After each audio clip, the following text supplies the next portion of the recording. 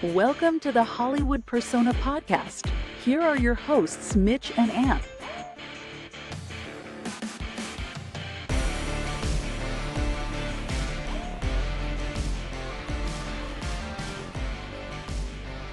Hello, everyone, and welcome to episode 59 of the Hollywood Persona. It is the 2nd of June when we are recording today. I was kind of wishing that this was episode 34. That is a political joke. Canned laughter. And what's the other thing I was going to say? Ant, 50 Hello. episodes. You and I together have now done 50 episodes. Oh, right. That's right. As of this episode, you and I have recorded 50 episodes together. That is awesome. So thank you for coming on this ride with me. I was so lucky to find you, and Same, man.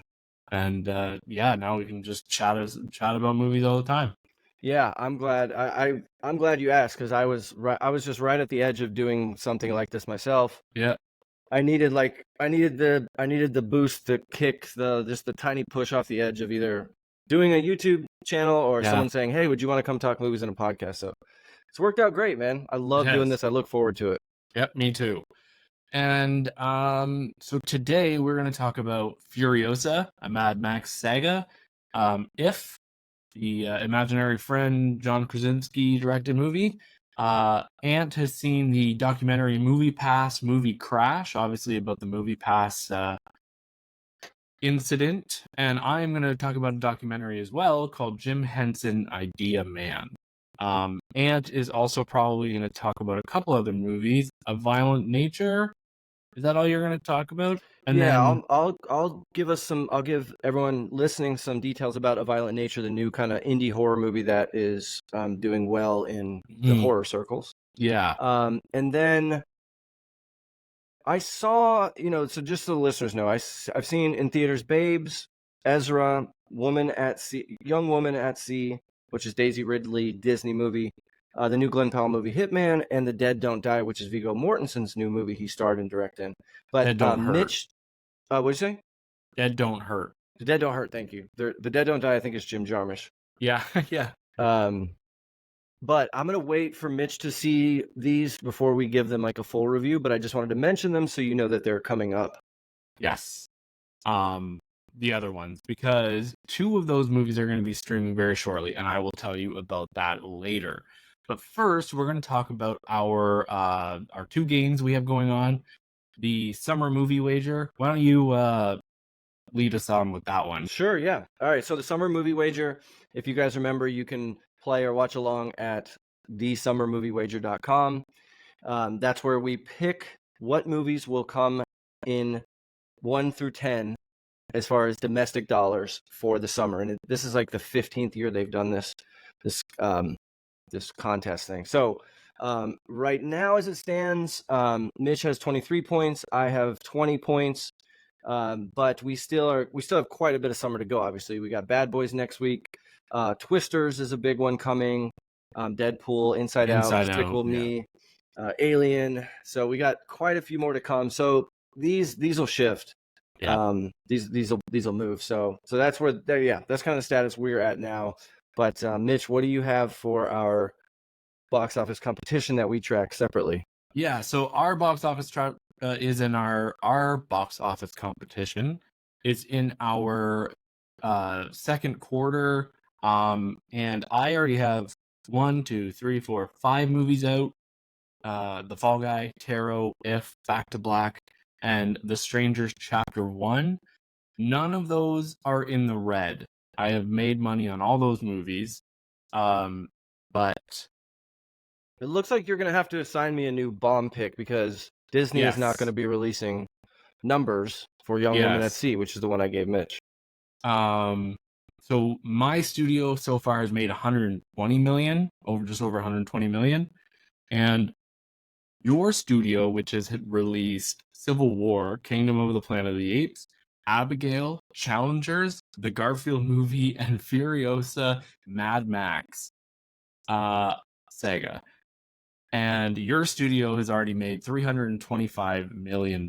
So you again are whooping my ass at this in the second quarter, and you only have Bad Boys Ride or Die and Horizon and American Saga Part Okay, 1. yeah, that's a big if. I'm really curious how that'll go.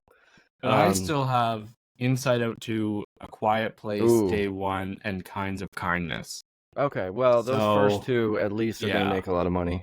But yeah, so like Ant was saying, I had given him the bomb pick, which was Young Woman in the Sea, but literally just a few weeks before it was released, they decided that they were gonna only have it in theaters limited for 2 weeks and then bring it to Disney Plus.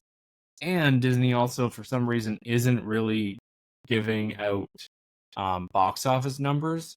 Somehow there was a number released saying it made like $500,000, but like just like, you know what I mean? It's obviously a fake number. You know whatever. what though? Now that I'm thinking this through, I don't think you'd have to reassign me one if it was only in theaters for 2 weeks, just because, you know, The Fall Guy was only in theaters 17 days before it went to streaming, although it stayed in theaters. Yes, it did. And went to PVOD, but that's all null by the fact that Disney's not releasing numbers. So, I can't find a budget anywhere for Young Woman in the Sea. They're not releasing the budget either. It's really limited. I don't know. Yeah. I was looking at the theaters around me. You know, I've got probably, I don't know, 20 theaters in the entire like Georgia, Atlanta metro area that I could conceivably go to within a 30 to 45-minute drive. And it's at like 2 of them. So it's really, really limited. And I listened to another critic that reviewed it, and she was just saying that it was hard for her to find, and she's in New York City. So, but I've heard generally positive reviews. People really like it. Did you enjoy it? I didn't really, man. I didn't like it that much, just because we are so close to Naiad, which is another movie about a woman swimming in a crazy distance. But I can see why people like this one, but no, it just didn't work for me. It's very formulaic. Yeah. So if and when you see it, we'll review it together in earnest. So it'll be on Disney Plus in less than 2 weeks now.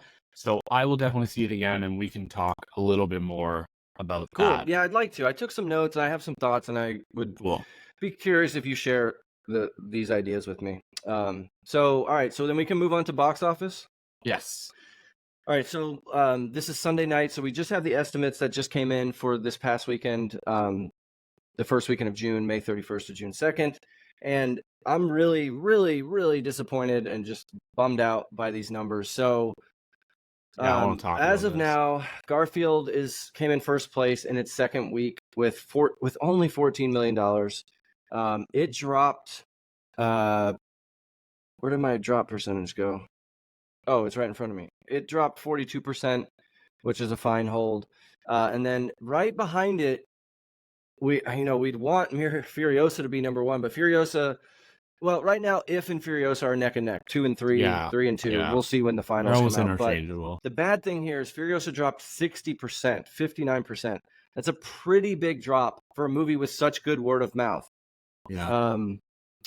And it's another 10.7, so its total for domestic is 49.6, which just isn't that much. And you said, Mitch, what has it made worldwide so far? Didn't you tell me? Furiosa? Yeah. It is made 130. Is that what you said? No, 140. 140. Oh, I'm sorry. I thought you mentioned it at the. I earlier. Apologize. Yes. Okay. It has a budget of $168 million, and it's only made 114. Okay. All right. Yeah. Sorry. So it's just not doing that great, which sucks because it's a great movie. So then in number 4 in its 4th week is the Kingdom of the Planet of the Apes, again with another 8 million, and then number 5, The Fall Guy, which has been on PVOD now for a couple weeks, with another 4 million.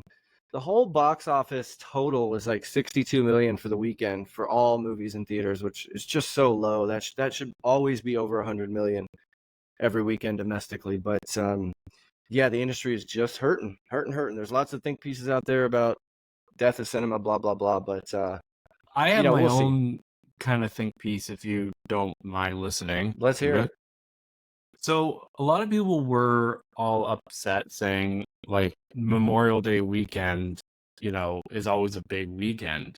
And is that the case anymore? Like, like It has been for the last, minus subtracting from 2020, Memorial Day weekend has always been a pretty big weekend for movies. And it's usually a Marvel movie. Yeah. That's how, or Disney and Pixar have often used that weekend. Yeah. But I mean, we talked last week that it was the worst Memorial Day weekend in the last like 30 years or something. Yeah. So I just don't understand. You can go ahead with your point. Sorry. No, I just don't understand the whole idea of thinking that, or I don't understand why historically these weekends have been big. It's a 3-day weekend. Why aren't people staying at home and grilling burgers and stuff like that? Vacations. Yeah, you would think so. So I don't understand it. But the only other thing is obviously people taking their kids because they're home and they need something to do. Yeah. And that's obviously why Garfield's done so well. I feel like Furiosa maybe would have been, a little bit later in August might have done better, or, even during the winter might have. Yeah. I don't know. But yeah, I don't know. I think, it's just, I guess you're right in the fact that, people are home cooking, visiting with family, traveling. Lots of people take vacations on Memorial Day. But, and because, schools, a lot of schools are either out by Memorial Day. That's usually like the signpost for when they're out. Okay. And Mad Max is an R-rated film, so that's something. But I think there's still enough people that are around, in addition to a lot of people that are home hanging and traveling. I think that's the case. But yeah, it just sucks. It just sucks to see a lot of people in the industry. If you read on Twitter, they're saying like stay alive till 25 because they're worried that this year is just a bomb because of the strikes and still post-pandemic. So we'll see. That's the box office. It is what it is. Yeah, they have officially put George Miller's next project on hold, which was already moving ahead, but they have officially put it on hold, which is super upsetting. And Avery from the Film Vault podcast, the one thing he was saying is, where's the Fast and Furious people? Why aren't they out seeing this? Like, where's like the action people that will go see Fast and Furious or Bad Boys? Why aren't they going to see this? This seems like, it's maybe a more highbrow a little bit, but like, you're right. I don't know. I don't understand why it's not appealing to that sector. Yeah, you're right. It should be right in line with the Fast and Furious. I don't know. It doesn't. It is weird. My mind. It is. Yeah, I can't figure it out because it's IP, so it's not it's not. People know what it is. Yeah. The last movie is beloved, Oscar winning. Yeah. And the critic and word of mouth is excellent. Yeah. So it's just bizarre. It is bizarre, but hopefully it has long legs, and we see like like Bad Boys 4 is obviously going to blow it out of the water this weekend, but hopefully it just has long legs and keeps making 8 to 10 a weekend or something for the next. Yeah. I mean, because like The Fall Guy or even Planet of the Apes, they're in their 4th and 5th weeks in the box office, and they're still bringing in 8 million each time. So if it can just hang on for a while. Planet of the Apes has already made over $330 million. That's great. So, and on a $160 million budget, that's not including advertising and stuff though. So let's jump right in to the aforementioned speaking of Furiosa. Furiosa, Mad Max Saga. It's a 2024 Australian film, post-apocalyptic action film, directed and produced by George Miller, who has done almost all of the Mad Max movies. As well as Happy Feet. Happy Feet. And he did last year's or 2 years ago, Idris Elba, 3,000 Years of Longing, the really dumb and bad genie movie. Yes, which I did not see. But Tilda Swinton. It was wild. It was such a weird movie for him to do. But yeah, yeah. George So Miller, this is 78 years obviously old. How old is he? yeah, 78. Yeah. And this is obviously a prequel to Mad Max Fury Road, which came out 2014. 2014. And this is starring Anya Taylor-Joy, Chris Hemsworth, Tom Burke, Alia Brown plays Leela Brown, plays a young Furiosa, and she's in it for a lot more of the movie than I thought she was going to Yeah. be. Lachi Hume plays Immortan Joe, and I bring that up because Hugh Keays-Byrne, he died a few years ago, and he was the original guy who played Immortan Joe. This was a new person playing Immortan Joe. Hugh Keays-Byrne was actually also the villain in the original Mad Max movie with Mel Gibson, but he was playing a different guy. And this movie, I really love this movie because it brought back a lot of the same characters, a lot of the same actors. I wasn't expecting that. Like the same guy, like the People Eater, the Organic Mechanic, Rictus Erectus. Yep. And then at the beginning, you see Elsa Pataki, very beautiful woman, and she is Chris Hemsworth's wife, and she plays two roles in this. She plays, in the beginning, she plays the girl that is trying to help young Furiosa get away from the guys on the motorbikes. That's Furiosa's mother. Yes. She plays Furiosa's mother. And so that's Chris Hemsworth's wife. Interesting. And then later on, she plays a person who is in the biker horde that we see later on. Okay. But she's all got makeup on and stuff. She was in. This is apparently her only her second movie. She was in Anyone But You earlier this year with Sydney Sweeney and Glenn Powell. Who's that? Say that again. Who's that? Elsa Pataki? Yeah, Furiosa's mother. This is her second movie, and her first movie was earlier this year. And Anyone But You. That's Sydney Sweeney. Okay, so movie. we're thinking of two different people. Sorry. Oh, sorry. She's just okay. Elsa Pataki is like the blonde one. Furiosa's mother is played by Charlie Fraser. I apologize. We got that mixed up. Oh, okay. Yes. So she was like, yeah. Okay, Charlie Fraser isn't Hemsworth's wife. No. Elsa Pataki is, and you would know her from the Fast and Furious franchise. Got it. Okay, sorry about that. Yeah. No, I shouldn't have said Furiosa's mother, but anyways, so this movie starts 15 to 20 years before the events of Fury War. It's a desert wasteland. The world has all but ended, and this world that they live in is trying to survive. And it starts off, we have young Furiosa with her friend Valkyrie, and Valkyrie we see in Fury Road as a grown woman. And they are collecting peaches, and then they happen to see that there is this horde of this group of motorbikers who have killed their horse. They're eating their horse and stuff, and Furiosa goes down to do something about it, and then is captured, and then basically it goes from there, and it tells her entire story of going to the capital. Is that what they call it? No, Citadel. So her trip to the Citadel, and how she gets there, and then obviously Mr. Chris Hemsworth plays Dementus, the warlord of the biker horde, and yeah, I don't know really what else to say. There's a lot that happens in this movie, a lot. So I guess we should just kind of talk about what we thought about it. What do you think? I'd love to hear some of your stuff. My initial thoughts, I was really blown away by this movie, and I was in awe. I was just in awe just how well of a movie this guy can make at 78. There is some CGI here that stood out to me. That was a little that's like one of my tiny minor complaints.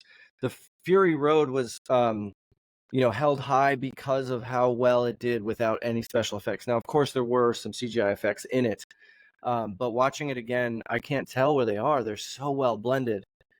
This one, there's some backgrounds and just some stuff like when the mom is jumping on the horse to go rescue Furiosa.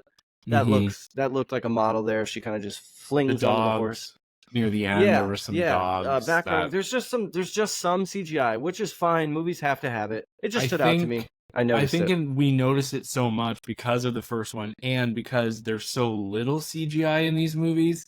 Yeah, Like that, when there is CGI, we're like, it oh, stands out. right, there's CGI. Where in a Yeah. Marvel movie, you either notice it or you don't, because it's Yeah. everywhere. Yeah, that's a good point. I think you're right. It stands out more because there's so little. So when it's there, the acting here is incredible too. Okay, good.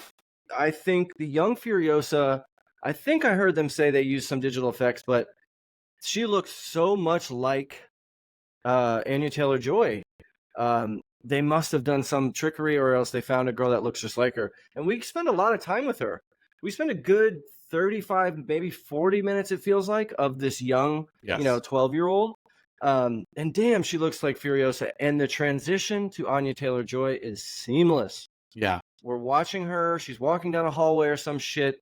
And all of a sudden, it's Anya Taylor-Joy. And I'm like, oh, is that still the... Oh, no, that's Anya Taylor... I really was tricked by it. Did you have that feeling? Yes, because they even made her look like smaller at the beginning. Like maybe like the transition, it was like, okay, here's Anya Taylor-Joy, but like we're gonna make her look a little younger because she's not fully to where she is near the end of the movie. Right. So she's almost like a preteen kind of, and then but it is still Anya Taylor-Joy, and then it becomes like basically at like 18-year-old Anya Taylor-Joy. Yeah, so yeah, and they did really well. This movie is another movie where you can have an example of characters don't necessarily have to say a lot to convey their feelings and emotions and tell a story, right? That's another thing that makes Fury Road so cool is Mad Max doesn't say shit and even Furiosa, they barely talk.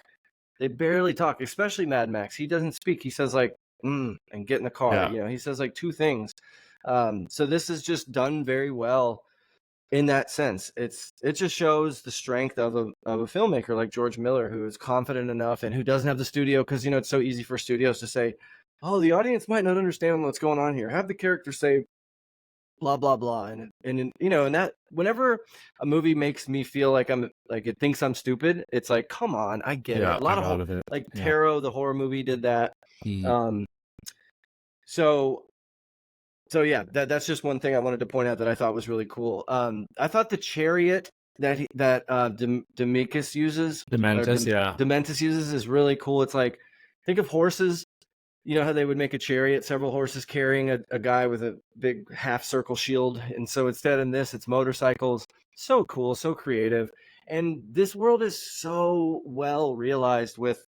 Just background stuff that makes it feel real. Stuff that's not commented on, or characters that might not even speak, but they have, shit through their nose and an arrow in their head. And, there's just all this awesome, very fleshed out lore, kind of like a Dune, where Dune has all this stuff that may not necessarily be remarked upon, but it makes the world feel real. So, we're set here in the middle of Australia, which Australia apparently is about as big as the contiguous United States, so it's fucking huge, that continent, and apparently they're in the dead center, so it actually is really Dune-like with all the sandstorms.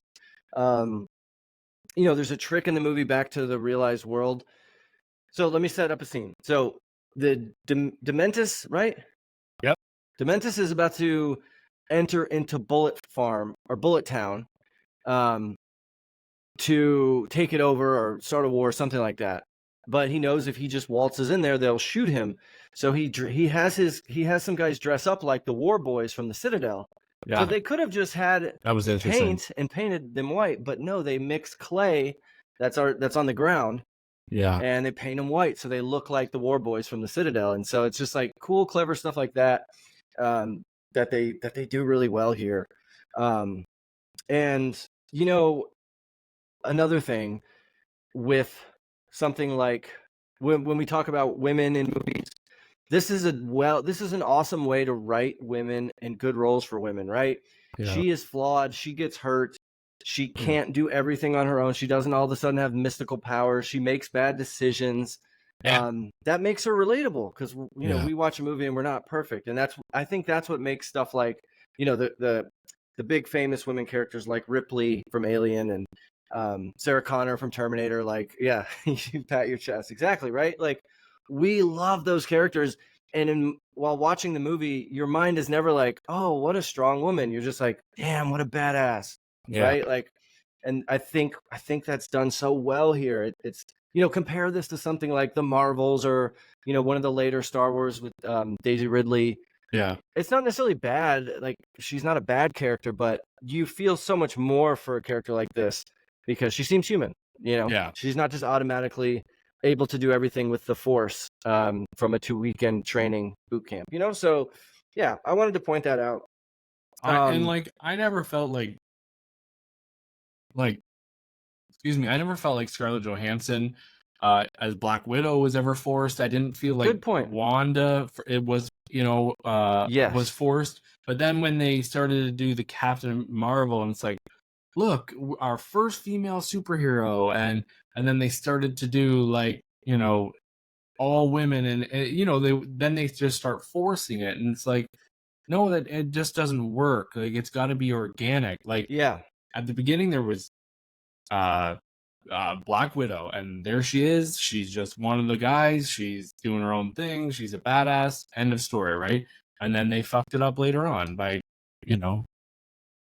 trying too hard. Yeah, trying too hard, and it doesn't make those movies bad, like you said, like No, Captain Marvel and stuff. It doesn't make them bad or horrible. It's just no, this is so much easier to connect with and like and care about because it just feels more real. It just feels more real. So it's like if you're an aspiring writer or something, look for cues from a character like this because it invests you so much more. So yeah, even sorry, no, go ahead. I was but gonna switch. even the characters in future Alien movies, like I know, like Daniels in the most recent Alien, like they were kind of Ripley clones. Yeah. But it also wasn't forcing it down your throat. And even the girl from Prey, like, she was amazing. Like, she could go be right up there with one of the best female. Definitely. Prey, like, and even that Alien movie where there's no dialogue. What was that one?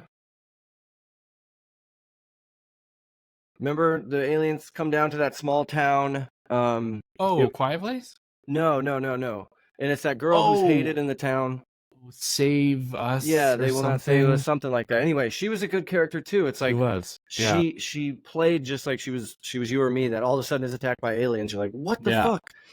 Sorry, we went on a diatribe, but that's okay. Well, yeah, I'm just giving examples of what I'm saying. So another thing, tell me if you notice this. One of my pet peeves, you hear me complain about movies. This movie gets it right. The teeth.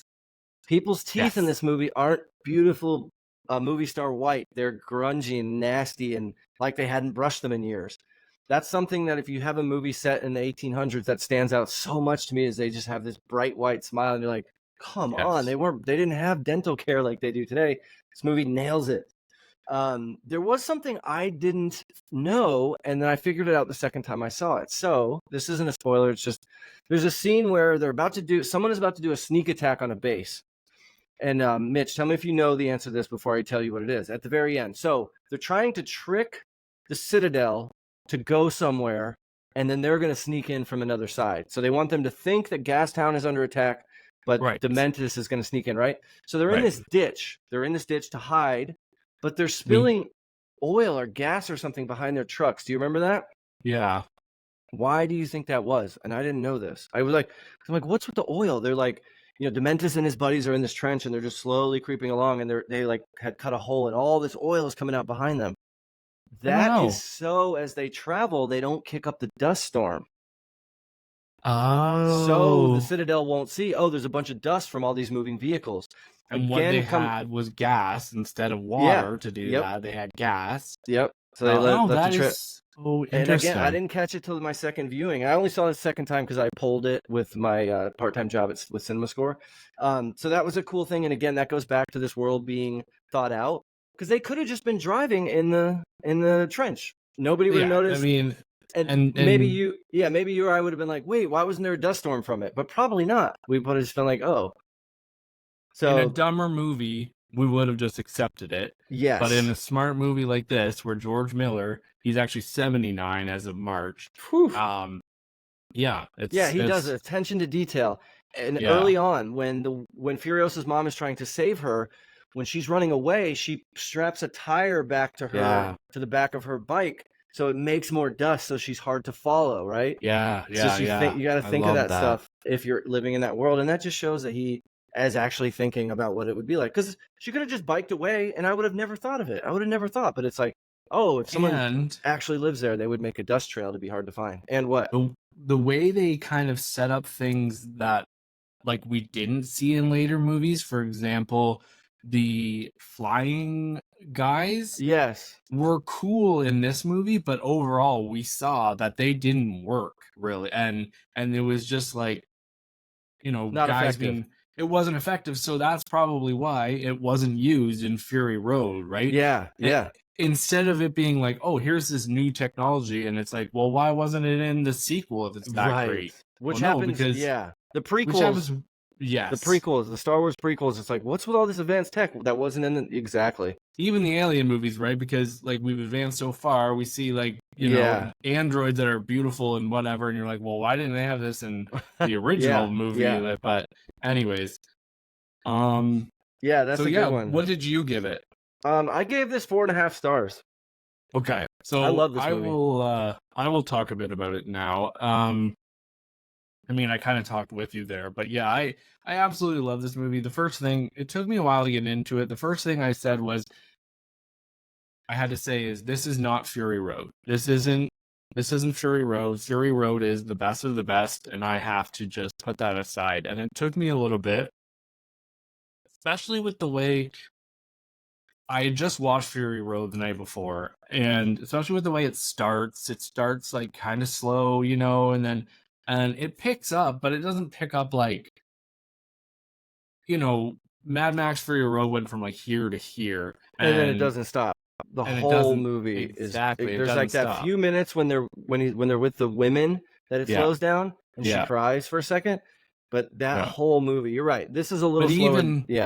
Even that part with the women, they're still being chased, and they know that they have to do something about it. So there's still that ticking. Sense of tension there, even when they're just talking to old ladies. But this one has a lot of like stops and starts, and I don't mean that in a bad way at all. It's very well done. It works better at building the world that we saw in Fury Road. I don't know if we necessarily needed to see what happened to Furiosa, but it was the best way to see more of the world and how we got to where we were. And the best part was introducing Dementis. And I love that, he wasn't this big bad who's incredibly smart and he's evil and all this. He's dumb. He makes dumb decisions. Yep. And like he'll win, and all of a sudden it's like, oh my god, this Dementis guy is a threat. We got to get rid of him. And then it's like, god, he's a fucking idiot. And I just love that. Everybody's just so real.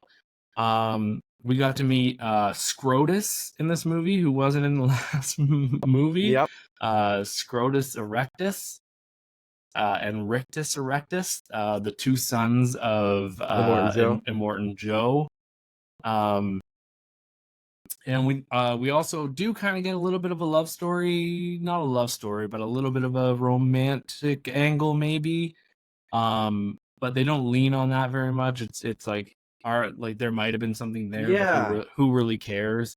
Good point. It's really heartfelt, even though they don't kiss or reach into each other's pants, but you can tell that kind of world, like that may be what love is just that, those looks, those feelings. Yeah. That was cool.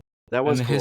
The history man, that was cool. He's got tattoos about history all over his body. Yeah. And did you notice the little boy in the tanker Oh, that yeah. and he like flipped up and he would, I don't know, was gonna shoot something and Yeah, then he was gonna turn on that bowling ball yes, swirling thing. Yeah, right. Do you know the story behind that little boy?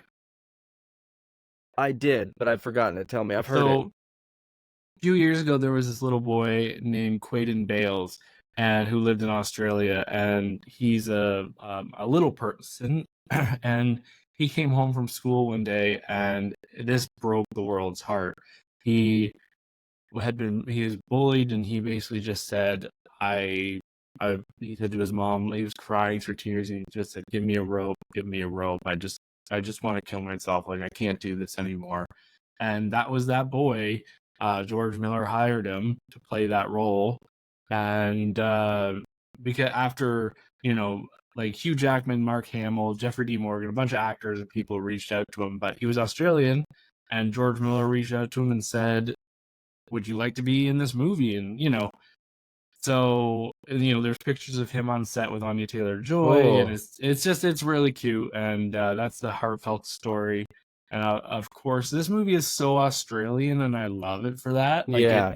it obviously this isn't what Australia is like, Right. but I love to Australia has its big thing, and it gets its moment, right? Definitely. Um, And his moment, this little, is he a little person? mhm, yes, He has a like crucial part in this movie. He's not just like yeah, you see him on screen once. He's actually used, and he's used well, perfectly. He's in a yeah, small contained area that he would be perfect for in this world. yeah, Um, it's great. It's great. yeah, His character was great. I did hear something like that, and that is really sweet. I love yeah, hearing stories like that. yeah. So overall, I liked where it went. There's a lot of little hints and fun stuff. Um, did you like catch the guy up on the mountain that may or may not have been a character? Say that Oh. again. You were a little choppy there. Did you catch there's a guy up on the mountain kind of watching someone? Oh, I Did you did, and I wasn't catch who that sure. was? Yeah. Apparently, yeah.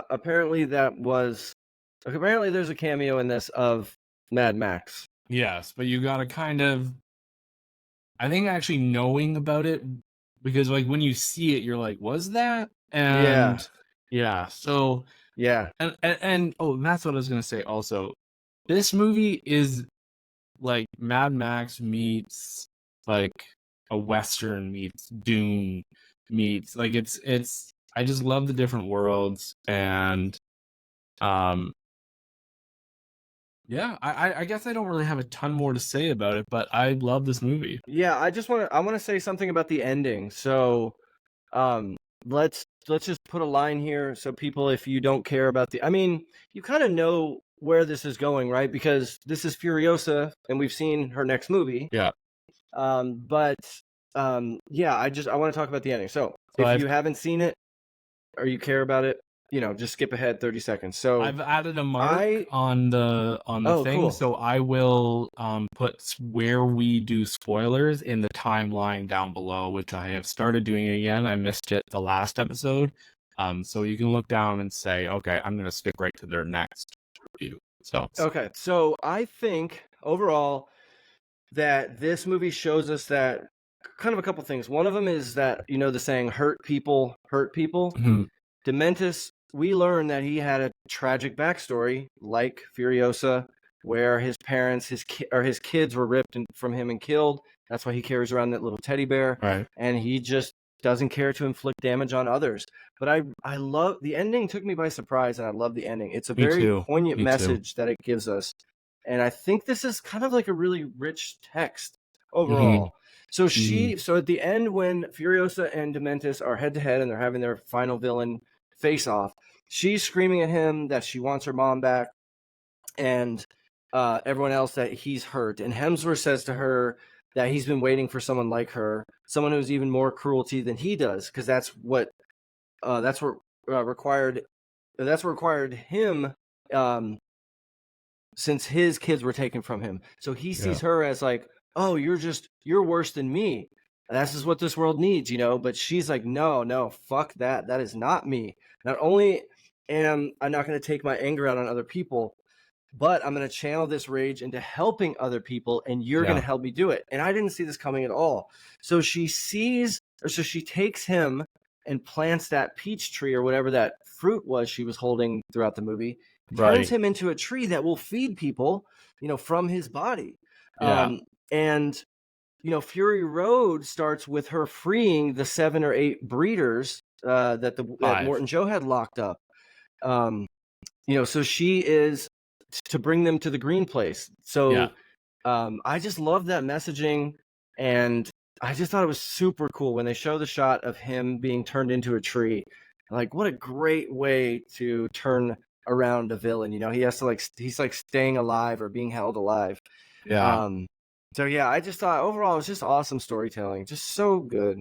This is it's kind of like Rogue One, right, where we lead right into the next movie. And the other thing I kept meaning to say is that I loved how Anya Taylor-Joy tried her best to sound like Charlize Theron. I found, especially like as she got more and more into it, I was like, wow, her voice is like very similar. They might not look crazy similar, but I mean, it's good enough. Yeah, and she was a good choice for this. You know, you and I talked a little bit about Anya Taylor-Joy, and I know you like her, and I like her as an actress. I'm not that attracted to her, but that doesn't really matter. But she was so good in The Northman. Yeah, and I think that's what got her this role. I think I read or heard that George Miller saw The Northman and was like, "That's my Furiosa."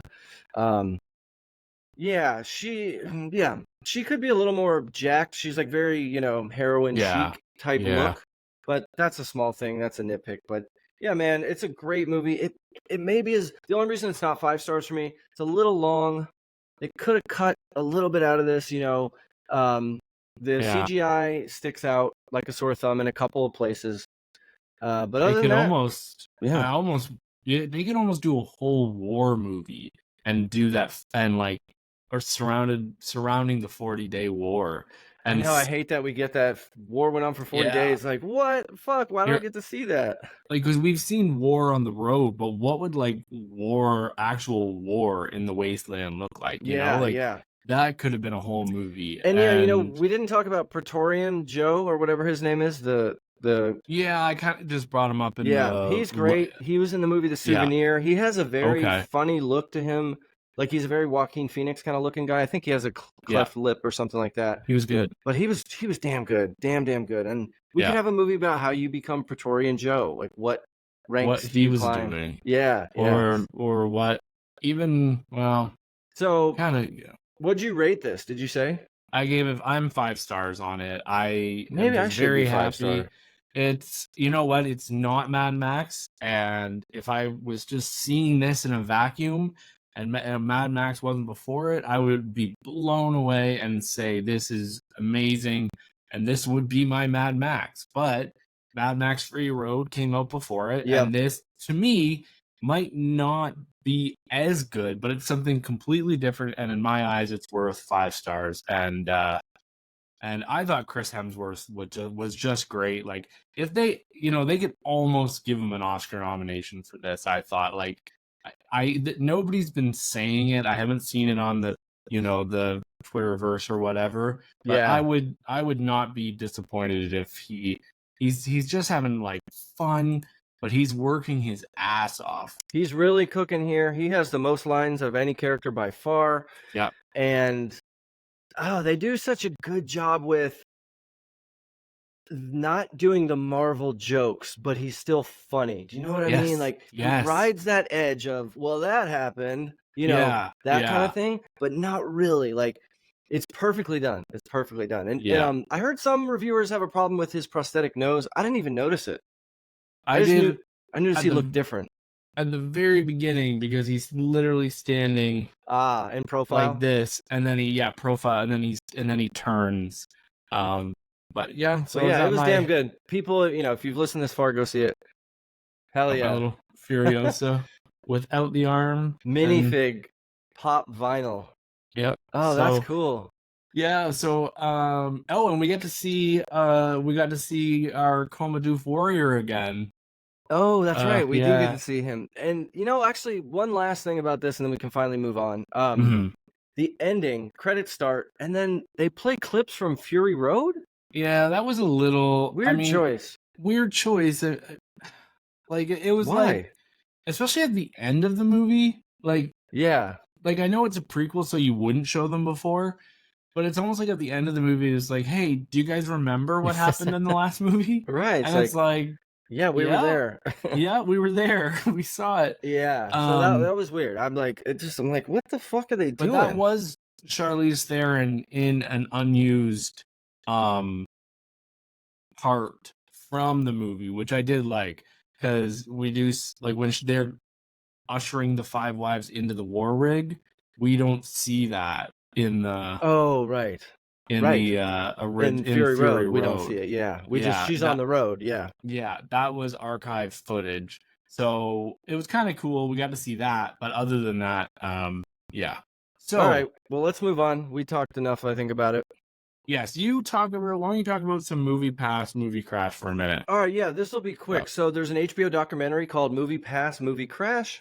I was a day one subscriber to Movie Pass. I don't know if you guys remember, but in 2016, Movie Pass, which had been around since 2011, comes around and changes Movie Pass to $9.99 per month, where you can see one movie per day to almost any theater in the country. So that is an insane deal, which is way too good to be true. But I risked it, and I got on it the very first day it was announced, and so I get my card. Know everyone I know from the States did it. Like all my movie friends, they were like, "Why not? Like, what am I going to lose?"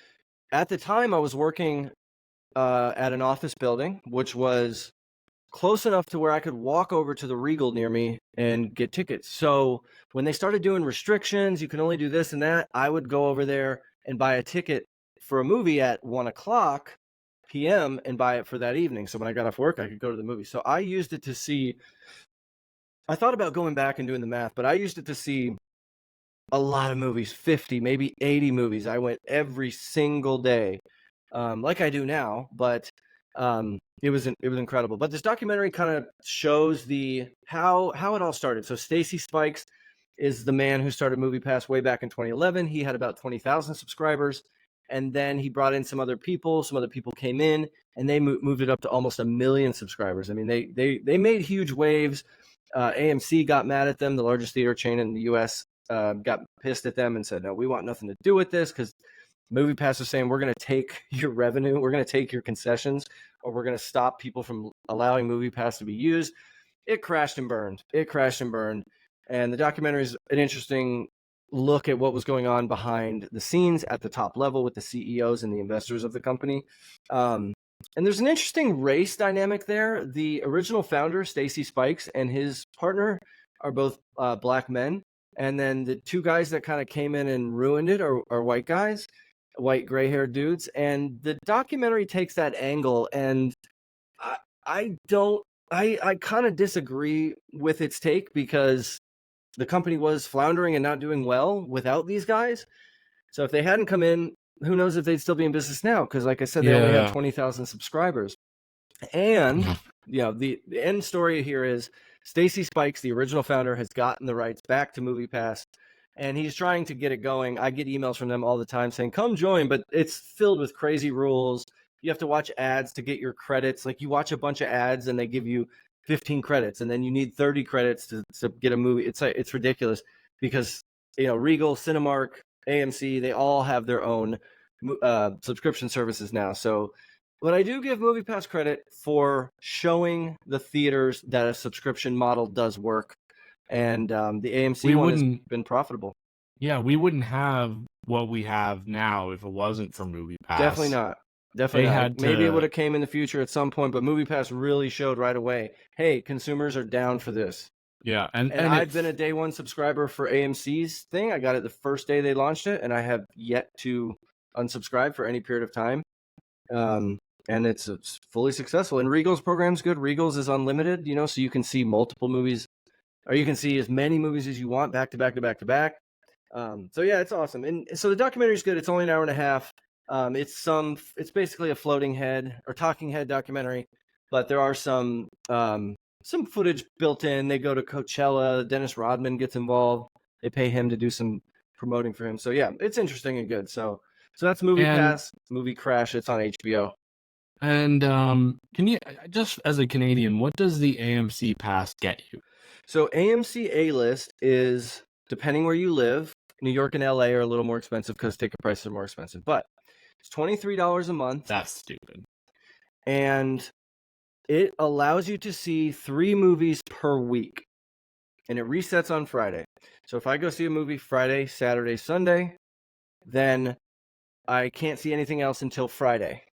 But it also lets you reserve movies out into the future. So if you're someone that doesn't go to every movie like I do, and you want to go to just the big movies, you can use one of your slots, your 3 slots, for Bad Boys 4 in a couple weeks, where you get dead center front row. There's no fees for upgrades, so you can go to IMAX, you can go to Dolby, you can go to D-Box, all the premium different screens, no different charges, which is great. And that's it.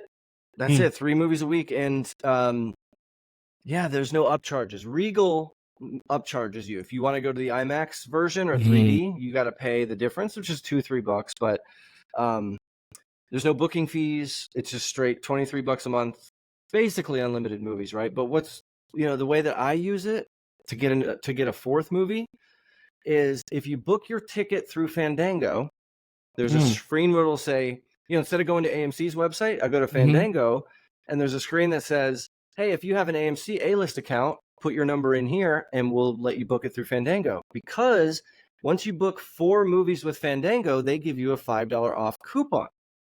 So after I've seen 4 movies through Fandango with my AMC A-List, which has cost me $0, I have $5 off. Well, guess what? On Tuesdays, movies are discounted to $6. So I can go see a 4th movie for $1 on Tuesday. So that's usually what I do.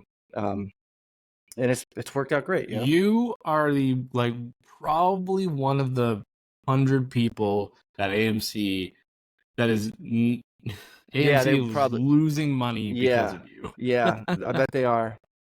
But they've got to have users like me to support the other people who only go once or twice a month. Yeah, and the program is worth it if you see 2 movies a month. Because at least I've shown you the prices for the AMC that's closest to me. That one is $20 per ticket, $19.57. So for $23, you get unlimited basically. So it's a no-brainer. So I will tell you what we have in Canada. The only ones we have it's like $12 a month. Is this Odeon or Cinemark? Cineplex. Yeah, I think, which is a part of Odeon. But and that gives us 1 free ticket to any movie a month. That's like Cinemark's. Yeah, and then we get 2. And they roll over, right? They do roll over, yes. And then we get 2 $9.99 cheaper tickets. You also get percentage off things, concessions, and different things like that. But so I mean, so is that a good deal? Because is that how much? Wouldn't 1 movie ticket be $12 anyway? 1 movie ticket is it's basically the amount of a movie ticket. Yeah. So what do you get? So I guess you're getting the $10 extra guest passes and discounted concessions. It's really not much. It's like nothing, but it saves me just a little bit of money. Yeah, And you of course go to at least 1 movie a month. So exactly. You might as well. Yeah. Are you making fun of me for not seeing enough movies? No, not at all. No. What did you? I'm in a unique position, right? I don't have kids. I live close to lots of movie theaters, so I can go and I like to go to the 10 p.m., 11 p.m., midnight shows. So I've got a lot of flexibility. I wish understand we had that midnight shows. I would be at those all the time. So they just came back because school got out. I figured out. So I went to see. Maybe I'll start looking. What did I go see? I went to see something recently for. It was Furiosa, I think. Yeah, Thursday night Furiosa. It was 11:45 p.m. start time. Perfect, man. There was one other person in the theater, in the whole building. The whole building. There's no traffic. There's no cars on the streets. Just the way I prefer to do it. And last night I went to see the 10 o'clock movie, and one other guy was in the theater, older guy, and there's no kids. There's nobody on their phone. There's nobody talking. It's nice. It was weird though that you went and sat right beside that guy. Like, you got to stop doing that. Dude, it's funny. I didn't see him in there, so I'm like, I was like moving seats back and forth. I had my phone out. I was like vaping. I was being a real prick, and then I like noticed a bald head, and I'm like, oh shit! I wonder if this guy heard me. Like I pulled out like TikTok for a second, and it without like my headphones in, so I'm like, oh damn, this guy. I thought about saying something to him, but yeah. So yeah, movie pass and movie crash. So what do you want to do next? Do you want to talk about why don't you talk about the Jim Henson one? Well, okay. Or do you want to go to If? I was ready to go for If. I've got it all up. So, let's talk about If, and then I'll end it with that little guy. So, If it came out about 2 weeks ago now. It is a 2024 American movie. It is filmed, written, produced, and it is written, produced, and directed by John Krasinski, who also has a decently sized role in the movie. He plays the father of the young girl, played by Kaylee Fleming. Also in the movie is Ryan Reynolds, is the big star, Fiona Shaw, Alan King, Liza Colin-Zayas, as well the voices of Phoebe Waller-Bridge, Louis Gossett. Louis Gossett Jr. Gossett Jr. That doesn't sound right. Steve Carell, and many, many, many others. Yeah, a whole bunch. Awkwafina, Emily Blunt, George Clooney, Bradley Cooper, Matt Damon, Bill Hader, Richard Jenkins, Keegan-Michael Key, Blake Lively. And yeah, so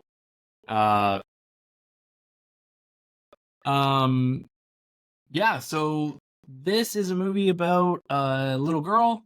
She's 12 years old. She moves in with her grandmother after her mother has died. They come back to New York because her dad is now sick and maybe dying. Her dad, played by John Krasinski. And she lives in this big apartment building. It's very beautiful. I'm sure each apartment is like $1 million a year to live in or something. That's just crazy beautiful. She notices Ryan Reynolds, and Ryan Reynolds is talking to someone, and Ryan Reynolds is amazed that she can see the person she's talking to. It's an imaginary friend. So they need help with something, and she wants to help. That's where they meet Blue, voiced by Ryan Reynolds. Steve Carell, and then the other, kind of like a bug, I think, that dances, is voiced by Phoebe Waller-Bridge. They are the two like lead imaginary friends. And it's basically about these imaginary friends who don't have a usefulness anymore because their friends have outgrown them. It's kind of like the Toy Story thing, in a way. And yeah, so she is going to help these imaginary friends try to find their long lost owners, I guess. Yes. It's do you want to talk about it first? Yeah, I can go through. I just sent you a text message. Check it out while we're on the phone. So yeah, this is your imaginary friends, and she's trying to find the homes for each of them, who they belong to. So they'll track down Ant working in his office and make him see his old imaginary friend, his old stuffed animal that was a banana. But this is why the movie. Yeah, there's kind of a well. You go ahead. This is why the movie it's so confusing, because that's not what happened. It's not what happens with her. It's not. Yeah, like nobody sees the imaginary friend. It's like you think that's what's going to happen, but then it's just like they're there in the same room together, and then they glow. Well, I thought they did see them. Like this is a kids movie, so we can spoil it. So, we're not gonna let's just spoil it. It's a kids movie. Who cares? There's only one thing that to me is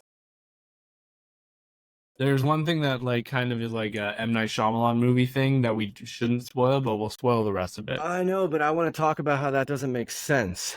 I know, So, but well, let's just before we go to that. So, one of the Okay. characters they find to give their imaginary character back is this fat guy who loves croissants. Bobby Moynihan. Yeah, Bobby Moynihan. And so they go into the office and he's stressing about sales numbers or whatever. And, they like pull out a croissant box. So he'd be like, croissants. I remember when I lived in New York and got croissants. But then don't they make him see his imaginary character? And then he's like, oh, and they glow and then they're happy again. Is that not right? He doesn't get to see him. He just gets that feeling he had when he was This is why, because this is a problem I have with the movie. I'm like, if you're going to go down this road, just have them see the imaginary characters. Because remember, he looks in the mirror and he can only see himself. Oh, right. But he like stands up and he's like, oh, I've got this, You're right. energy now. Like I'm confident in myself because the imaginary friend gave him confidence when he was like at that age, but he outgrew his imaginary friend and blah blah blah. Yeah, and so I like this movie in that it was heartfelt. The crowd I saw it with seemed to like it. There was lots of grown people crying. So this is the first movie I polled as a Cinema Score poller or whatever, surveyor. Mhm. And lots of people that came out were like, oh, I loved it. It was so cute and so sad. And I think it's a good movie for kids too, because just for the imaginary friends, they're funny and goofy. This is better than a Minions movie, a Garfield movie. It doesn't use fart. Was there any fart or poop jokes? There might have been No, one. not really. Yeah, maybe not. But this is highbrow. This could be a Pixar type movie. So I got to give it like at least that baseline of credit. And if I was babysitting my friend's kids, I'd feel fine putting this on to watch with them because it's like it's decent and it has a good message. It's sweet. And I gotta also give credit to the main actress here, Kaylee Fleming. She's really cute. She's so adorable. She's like probably 12, 13, maybe 11. But she has this funny face the whole movie. Yeah. I don't know how to describe it. I sent Mitch a text. She's like in every poster you see her, she is making the exact same face. Yeah, it's with her like cheeks back, like dimples, like see how like kind of side eye, like there. Yeah, that's the face. So it's very just like funny. It's almost like if she wasn't like so cute, it's almost like a I'm better than you. Yeah. Like it almost looks like she'd be doing this smug, but she's sweet. Look. She's really it's almost sweet. smug, but she's sweet. Yeah, very sweet, very cute. But the reason I bring her up is she was good. She acted well. Usually kids are bad, and she's very, very good here. She apparently is in Star Wars and she was apparently in the recent Star Wars. Oh, and that's right. She plays Judith from The Walking Dead. Oh yeah, she's Judith. I quit watching before Judith became actually like a character. Yeah, and then she was in the terrible Jennifer Garner movie Peppermint from a couple years ago. Oh, I never saw that one. It's okay. Yeah. But I give this 3 stars. It's totally fine. But yeah, before we move on, I want to spoil the end because I want to tell you why I don't think this works. Okay, we're gonna take a quick break and then we will do that. Oh, you can't wait? Really? Why? Okay. Are you in a rush? No, I just want to finish this and then we can go. And then we can take a break. Then I still gotta talk about Jim Henson. No, I mean I just want to say one last thing about If. Oh, okay, yeah. But then I have to tell you my feelings on the movie before we go into spoilers. Oh, you know okay. what I mean? So like, we'll do spoilers. Do you mind? Oh no, I don't mind. I thought I was gonna say like 2 sentences. Yeah, so all right, if it's gonna spoil it, I want to get into that after I've said, and then I'll mark it. Yeah. Sorry, I thought you were done. Okay, we'll be right back. Sometimes you and I can get very confusing when we get. All right. Yeah, I forgot you hadn't given your side yet. No, that's okay. Like you could have done the spoilers. I was just thinking like, well, let's just wait and then we'll do them together. Yeah. No, I thought you had already given your okay. thoughts, and I did see your sign, of course. Oh, okay. Well, so yeah, so I really, really, really didn't like this movie, quite a Really? bit. Yeah, I had a Damn. lot of issues. I think it was aimless, um, way too confusing for a kids movie. The beginning is so frustrating because it's it's very like shy and coy about what's going on and what their mission is, and Yep. it's like the girl's like trying to figure out like, what do you guys need help with? Tell me, and they're like, oh no, not yet. Oh no, it was just like, oh my god, just telling us. Yeah, knock I it don't off. even. Yeah, this is a side of Ryan Reynolds I don't care to see. Like, Yeah. like he has no charisma. It's like getting I don't know, but he's Ryan Reynolds and he's playing like this like grumpy dad almost. Like a sad Tom Hanks, but not even. Yeah. Yeah, and like he's just like the whole time he's just kind of like bitter and like, oh, I don't want to work with this little girl, and and it's like, and then he does, and like my kids were generally bored. Really. And I was really bored. I went out to the bathroom for a little bit and it took me a long time to come back because I was just really bored. The music is done by Michael Giacchino, who I love. Yeah. I love his music. The music. But the music was doing everything in its power to tell you how to feel. Yep. And the movie itself is overwritten. But it's just not. Yeah. What was her? Okay, so listeners, we spent a lot of time in the hospital. Her mom dies, as we said at the beginning of the movie. Her dad, her dad, played by John Krasinski, is in the hospital, but he doesn't appear to be ill. What? I did not understand what he's doing in the hospital. He had a heart thing, but I don't understand like why he stayed in the hospital, you know? It was like if you have a heart thing and you're waiting for surgery, you know, he was just laying in a hospital bed. He could have done that at home. And because he has like they were waiting to do like a surgery on his heart, and it's like, why are you in the hospital? Yeah, he's just like sitting there. Go wait down the street and we'll send an ambulance Or when you're wait at home to like support your daughter who's still alive and in desperate need of a male figure, right? Like, yeah, and he's just like he's not even like one scene. He's not even in the hospital bed. He's just sitting in the chair reading a book, and it's like, don't you want to go home? Like, and then yeah, exactly, and he's walking around, no IV in, nothing on him. He's not even in scrub like the he's not in a hospital gown. But I don't know. So eventually, after like an hour of like saying, fine, we'll let you help us, they take the girl to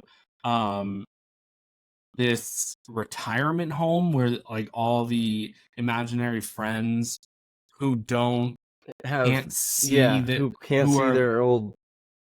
Yeah, it's like who have outlived their moment they all live there now.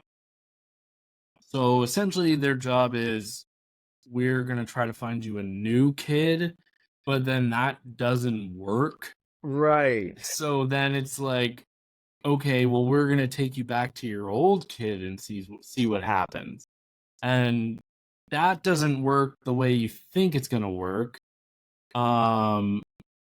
It's just all like, it's way too confusing. The rules don't really make a lot of sense. And it's just not that fun. I laughed. It's really, it's kind of maybe a sad movie. Once or twice. Like, it should be a lot more fun. The poster, you know, you got this big purple guy and a flower and a unicorn and a marshmallow on fire. the marshmallow's there for like 30 seconds, and he's the best part. And Keith was funny, but it was just kind of a running joke, right? Like they kept tripping over this invisible guy or whatever. Yeah. Yeah. Which is, kind of funny. And she meets this little Asian kid in the hospital, and he's like, he was a horrible actor. he was so bad. The poor kid, he's just a bad actor.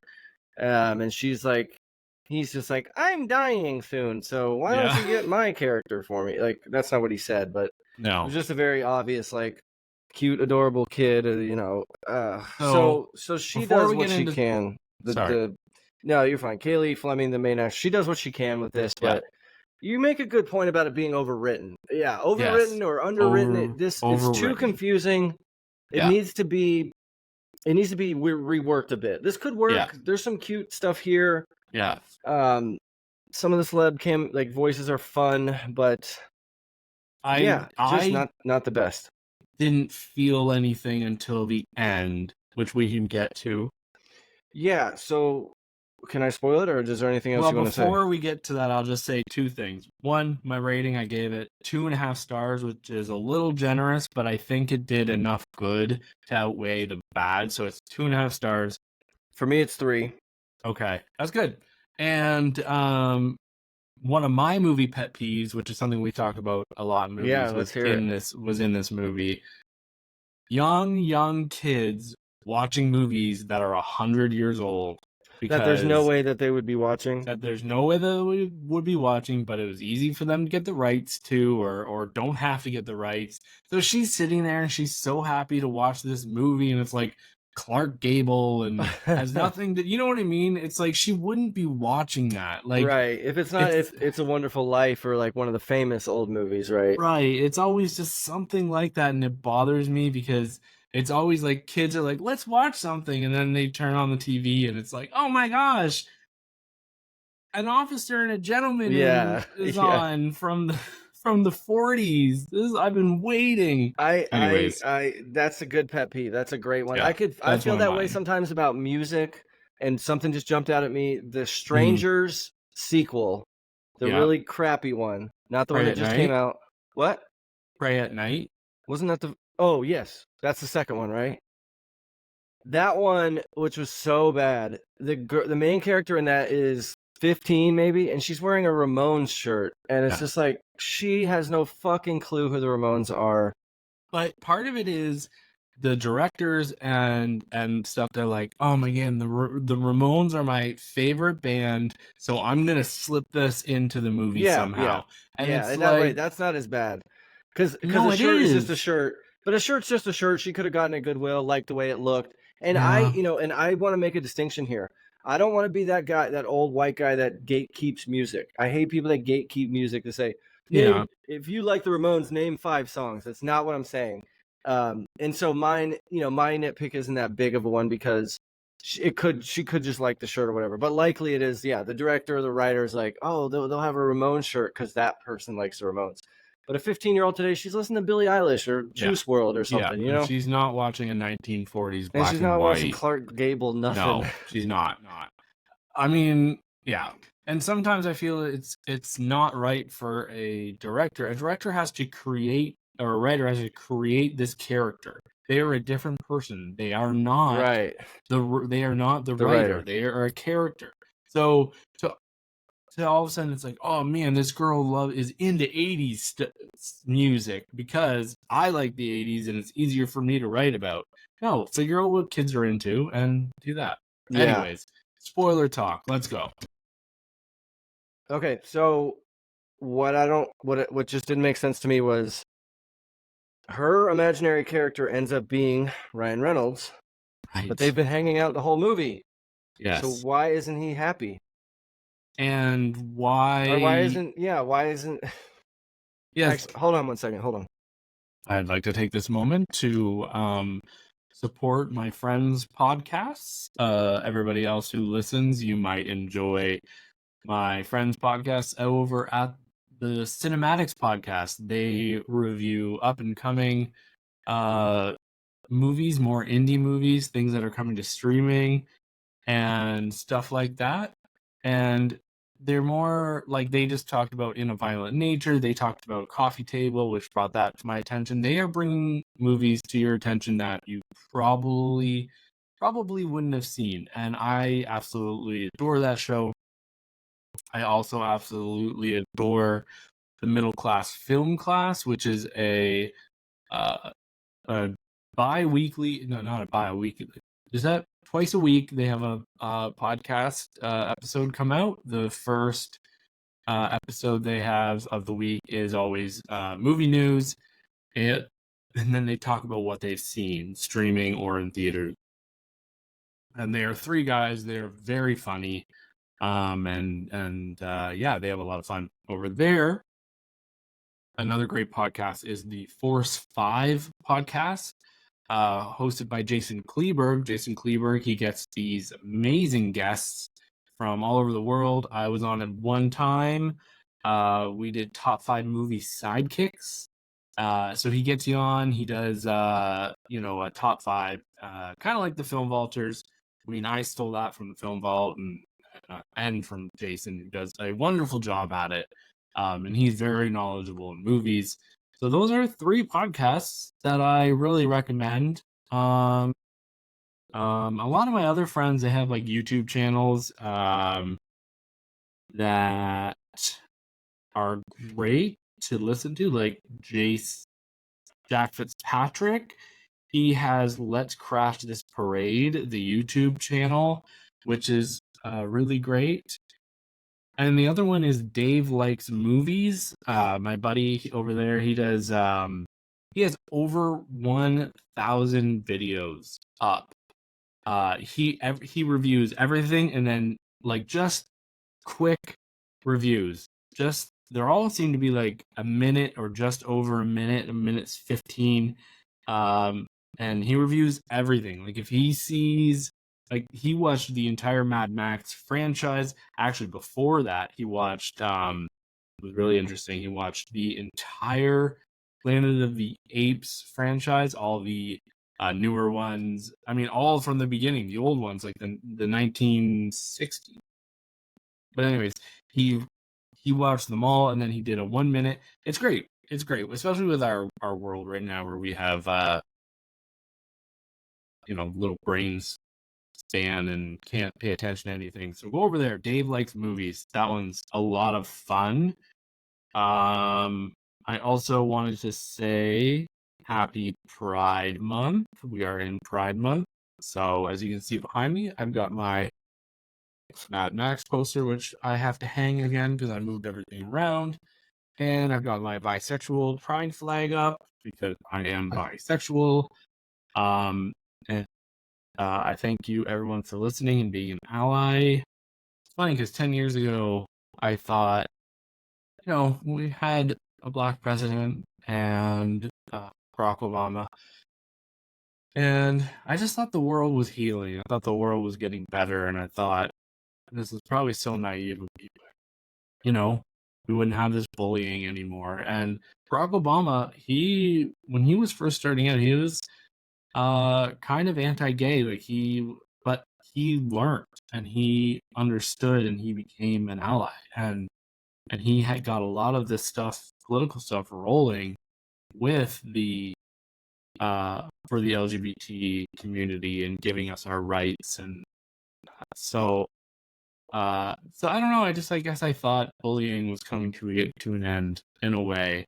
But that's not the case. It's scary. It's scary out there.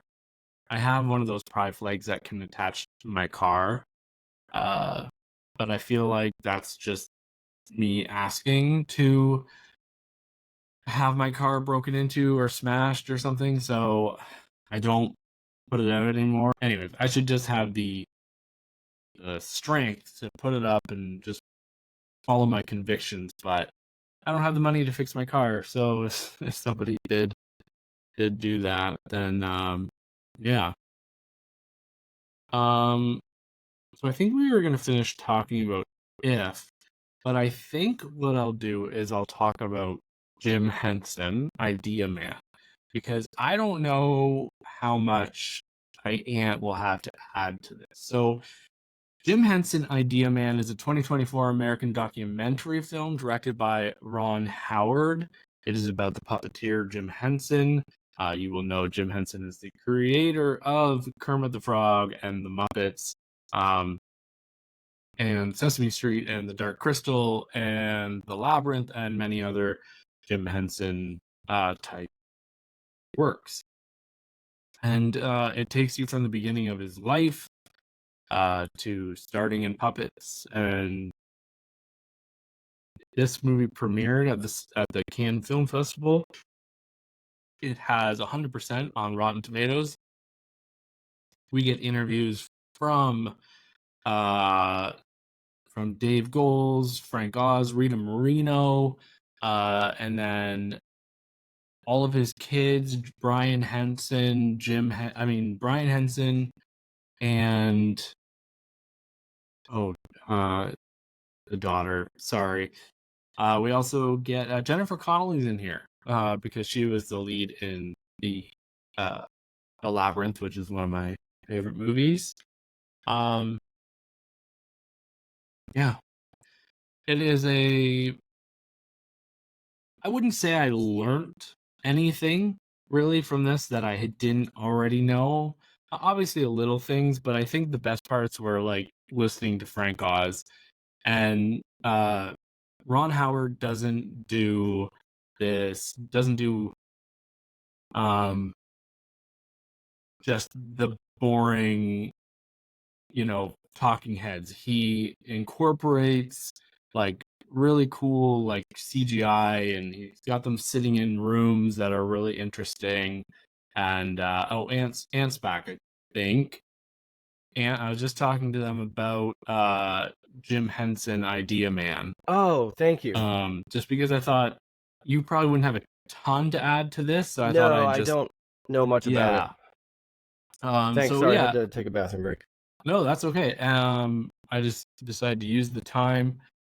It was really great. Like I was saying, Ron Howard directed this. Yeah. So this is obviously Jim Henson means a lot to a lot of people. Definitely. He means a lot to me. Obviously, I'm the Muppets and Sesame Street and the Labyrinth are like some things that have helped mold me into the person I am today, and I follow that lifestyle. I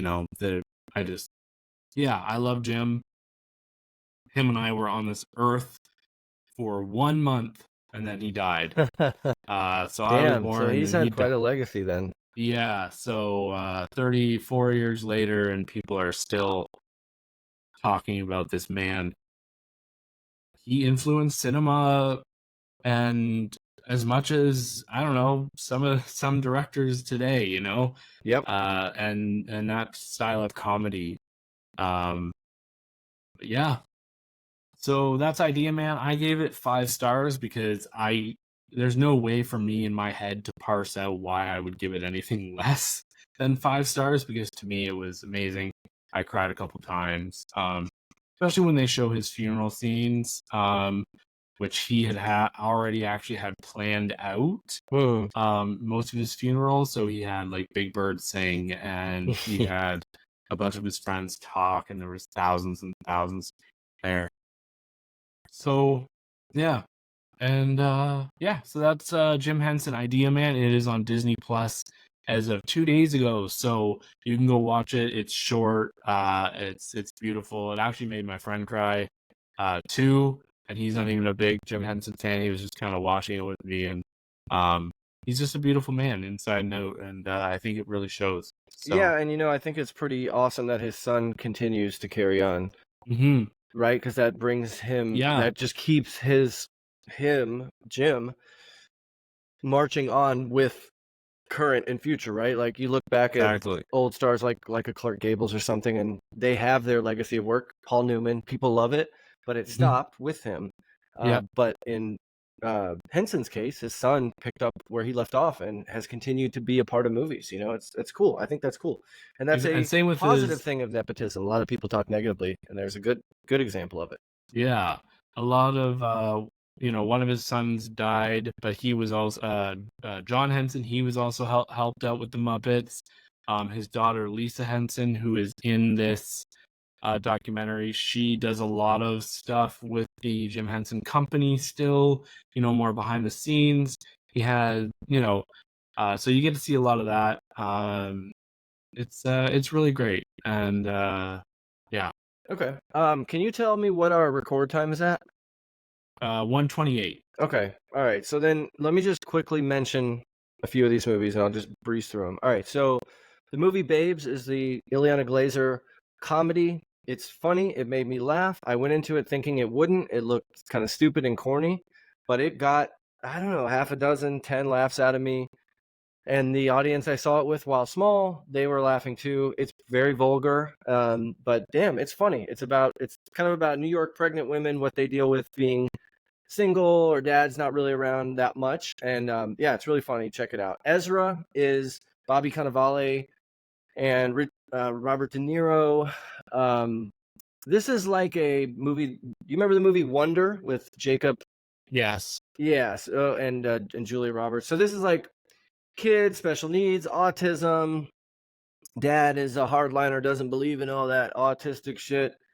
Mom is divorced with a new husband, and he's like a New York tough guy, construction worker, and the kid doesn't need any special schools. He just needs to be whooped, that kind of thing. It didn't work for me. I don't have kids. I'm not around kids much, so maybe someone with kids or someone with a special needs kid would get more from it. It's very sweet. It's good intention, but I just didn't like it that much. Woman at Sea, Disney. We'll talk about this when you see it. This is Daisy Ridley playing a true story. Not that great in comparison to Naiad. Naiad is way better. Daisy Ridley's character, she's playing Trudy here, who is a true story about this woman, first woman to swim across the English Channel back in the 1930s, 1940s, something like that. All men are bad in this movie. None of them want her to succeed. They all say, well, a woman can't swim. Their insides will fall out. That kind of stupid shit. Oh my gosh. It's very Disney-fied, but people are liking this. I just didn't. The character she plays has no depth. She's just a good swimmer, and that's all. She has no other wants and desires, no flaws. So didn't like it that much. Hitman with Glenn Powell. This is great. This is really fun. He plays a unassuming, goofy nerd who does...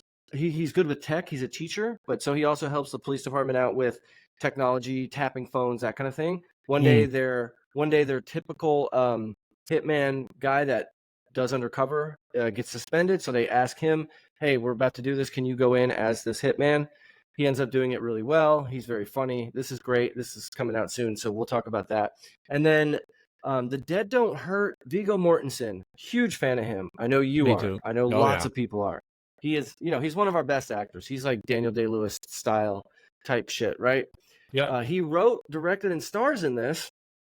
And Vicky Krieps is in this, the chick from Phantom Thread, and M. Night Shyamalan's stupid, Old. She's in that too.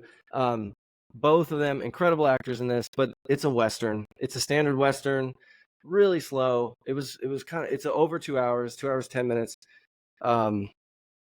Nothing new here. I don't know why of all movies Viggo picked this, but it's not bad. It's just not that exciting or interesting or different. So that's that. Dead Don't Hurt. Oh, sorry. The last one that you want to hear about. In a Violent Nature. Yes. So this is making waves in the indie horror scene. It had an awesome trailer. Have you seen the trailer?